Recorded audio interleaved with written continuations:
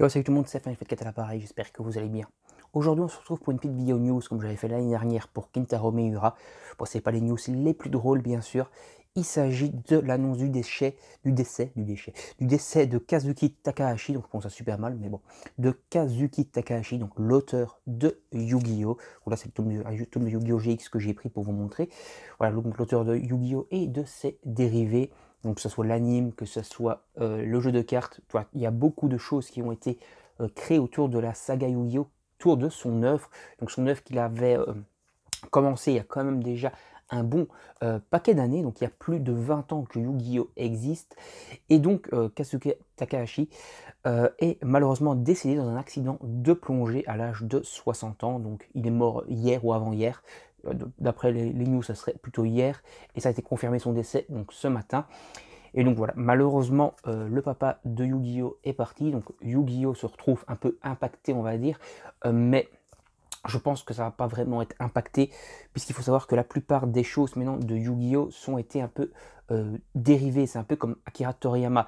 Il a un petit peu, on va dire, délégué son œuvre, c'est-à-dire que les autres mangas Yu-Gi-Oh! Généralement sont dessinés par des assistants à Kazuki, donc à Takahashi. Donc les mangas dérivés devraient continuer normalement sans trop de soucis. En tout cas, s'ils en ont prévu des nouveaux, ils devraient continuer. Pareil pour le jeu de cartes. Hein. Le jeu de cartes, même si les designs sont inspirés des œuvres de Takahashi, le jeu de cartes quand même maintenant est en général redessiné où les designs sont créés par des assistants ou parfois même par des fans.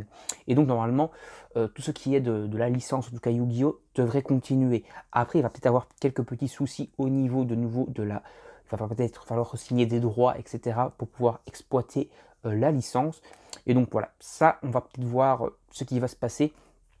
Petit point positif dans tout ça, c'est qu'avec le décès de Takahashi, bah, connaissant je crois que c'est la Shueisha hein, qui sponsorise ou en tout cas qui éditait les mangas au Japon en tout cas. Donc connaissant la Shueisha et leur envie de faire du fric quand même assez soutenu sur pas mal de trucs, je pense qu'on va certainement avoir une réédition du manga Yu-Gi-Oh!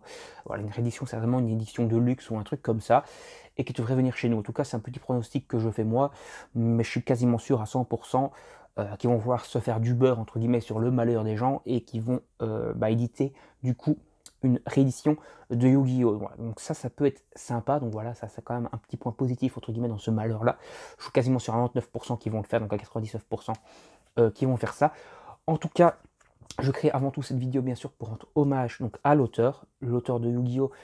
Qui a quand même bercé toute mon enfance, que ce soit avec l'animé, avec le jeu de cartes, ou même avec le manga, les 38 tomes je parle, même si j'aime bien Yu-Gi-Oh! GX ici, et un peu le spin-off aussi qui s'intercale dans le Yu-Gi-Oh! Classique, hein, qui est Yu-Gi-Oh! R, qui s'intercale justement après l'arc Marek, et avant l'arc de la mémoire du pharaon.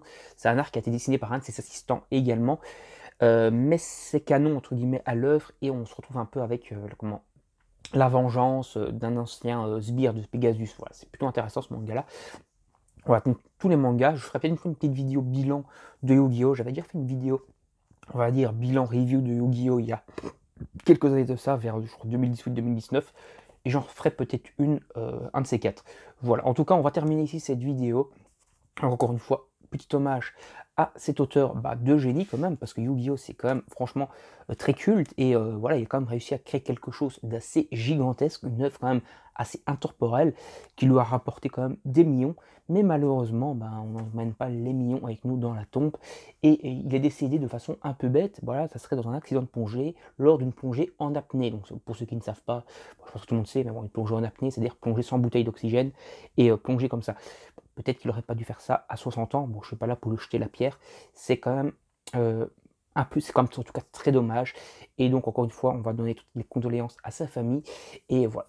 Donc, hommage à cet auteur de génie qui a quand même créé une très très belle œuvre qui est Yu-Gi-Oh! Alors, on va s'arrêter là. Moi, je vous dis salut tout le monde, à la prochaine.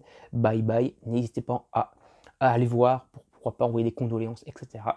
Et moi, je vous dis salut tout le monde, à la prochaine.